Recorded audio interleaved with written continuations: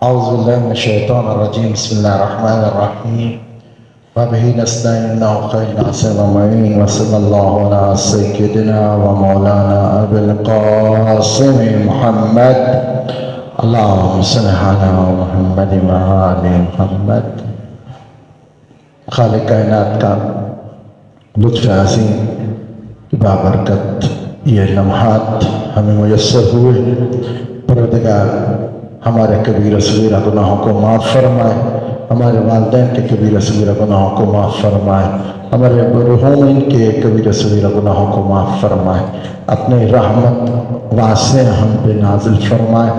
اے پروردگار ہمارا خاتمہ بالخیر فرمانا، اے پروردگار خاتمہ بالایمان فرمانا. اے پروردگار ایسا بنا دو جیسے امام زمانہ ہمیں دیکھنا چاہتے ہیں. اپنی دعاؤں کی قبولیت کے لیے بآواز بلند تر صلوات اللہم صلی علی محمد وآل محمد وعجل فرجہم. احکام فقہیہ کے حوالے سے احکام نماز ہم نے پڑھے، وضو کرنا سیکھا اور اس کو کیسے کرنا ہے اس کی باریکیوں کو بھی جانا. اسی طرح ہم پہ کوئی بھی عبادت سے پہلے چند غسل بھی واجب ہے جن کو واجب غسل کہتے ہیں.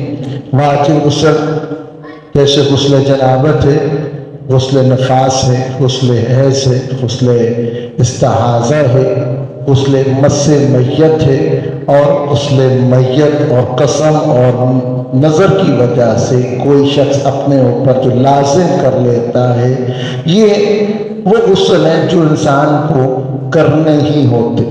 کچھ مرد اور خواتین کے لیے مشترکہ ہیں، کچھ صرف خواتین کے لیے ہیں. تو ہمیں ان کے بارے میں جاننا چاہیے، ہمیں پتہ ہونا چاہیے کہ کون سا غسل ہمیں کب کرنا ہے.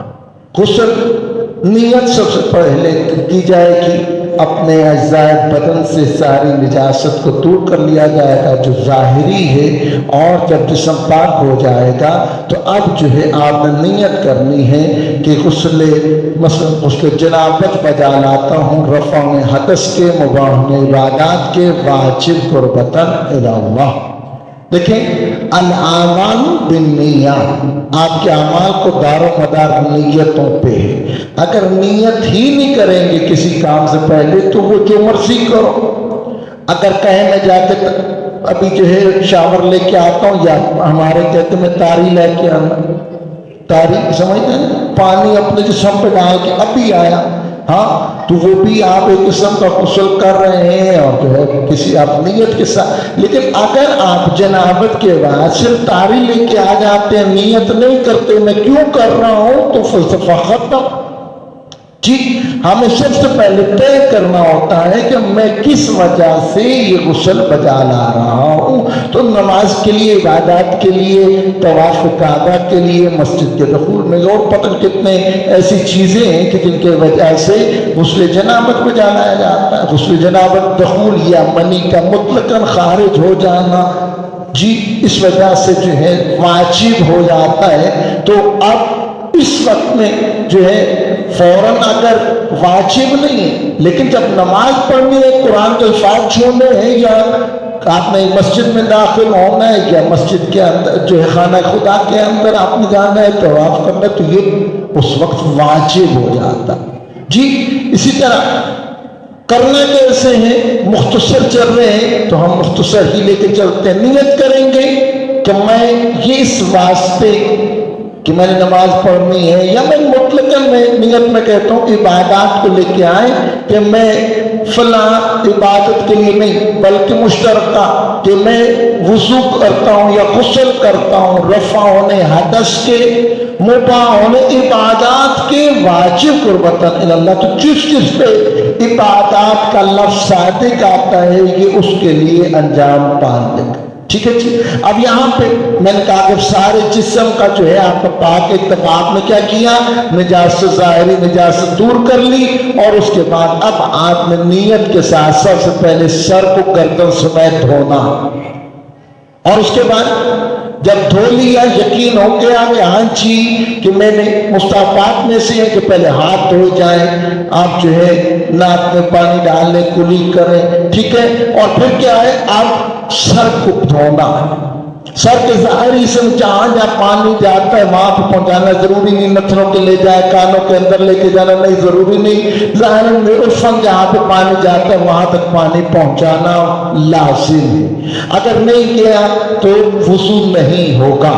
اسی طرح جب یہ گردن سے سر آپ نے گردن سے دھو لیا، اب باری آتی ہے دائیں بدن کی، دائیں حصے کو دھونا ہے، دائیں حصے کو اس طرح دھونا ہے کہ ہاں جی یقین ہو جائے کہ جسم کا کوئی حصہ خشک نہیں، اور کہا یہاں پن پوائنٹ کہا گیا کہ ہاں پن پوائنٹ بھی خشک نہیں رہنا چاہیے۔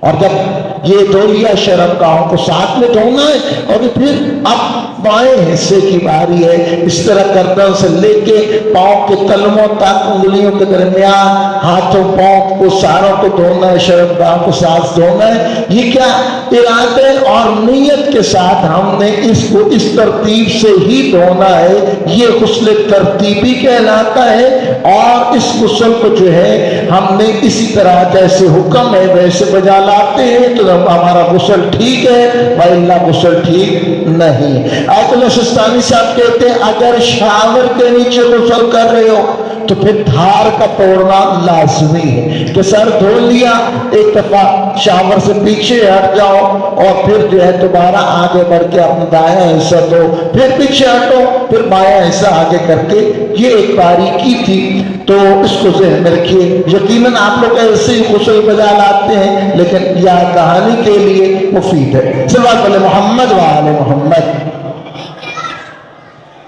ایک مسئلہ جو بہت زیادہ پوچھا جا رہا ہے اور سوال بھی کیا گیا اور فون پہ بھی بہت زیادہ اصرار ہو رہا ہے کہ آغا رہبر معظم خامنائی ہم میں نہیں رہے اور ہم ان کی تقلید میں تھے، تو اب ہم نے کیا کرنا؟ دوبارہ سے سوال سنیے کہ آیت اللہ العظمیٰ سید علی خامنائی شہید کر دیے گئے ہیں، ہاں ہم ان کی تقلید کرتے تھے، مقلد تھے، ہم اب کیا کریں؟ تو ہمارے پاس جواب یہ ہے کہ ہمارے پاس دو آپشنز ہیں، خدا کے درجات کو بلند کریں، یقیناً ہماری بھی نجات دہندہ ہے، ہاں تو ہمارے پاس دو آپشن، ایک تو یہ کہ ہم ان کی تقلید پر باقی رہیں، کہ جیسے ان کا فتاویٰ تھے اسی کو سامنے رکھتے ہوئے ہم ان پر عمل کرتے رہیں، کافی ہے۔ لیکن اگر کوئی نیا حکم ہمارے سامنے آتا ہے تو ہم نے اس کو کسی زندہ مجتہد کی جو جس نے فتویٰ دیا ہے اس مسئلے پر، ہم اس کی طرف رجوع کر سکتے ہیں۔ اس طرح کیا ہوگا؟ ہم آیت اللہ علی خامنائی کے فتاویٰ پر یا ان کی تقلید پر باقی رہ سکتے ہیں۔ جس نے نئی تقلید کرنی ہے اس کے لیے جائز نہیں ہے کہ وہ کسی مرحوم کی جو ہے وہ تقلید کرے، اس وجہ سے نئے لوگ ان کی تقلید نہیں کر سکتے۔ ہاں اگر جنہوں نے کی ہے وہ اب کسی اور مجتہد کی کرنا چاہتے ہوں تو اب وہ کسی اور مجتہد کی وہ تقلید کر سکتے ہیں کہ نیت کریں گے کہ میں آج سے اپنے فروع دین کے تمام جتنے احکام ہیں فلاں مجتہد کی کے فتاویٰ کے مطابق بجا لاؤں گا، واجب قربتاً اللہ، تقلید کرنا واجب ہے۔ امام حسن عسکری اور امام زمانہ علیہ السلام کے فرمان کی روشنی میں پروردگار ہمیں تعلیمات محمد والے محمد کو سیکھنے، سمجھنے اور اس پر عمل کرنے کی توفیق عطا فرمائے۔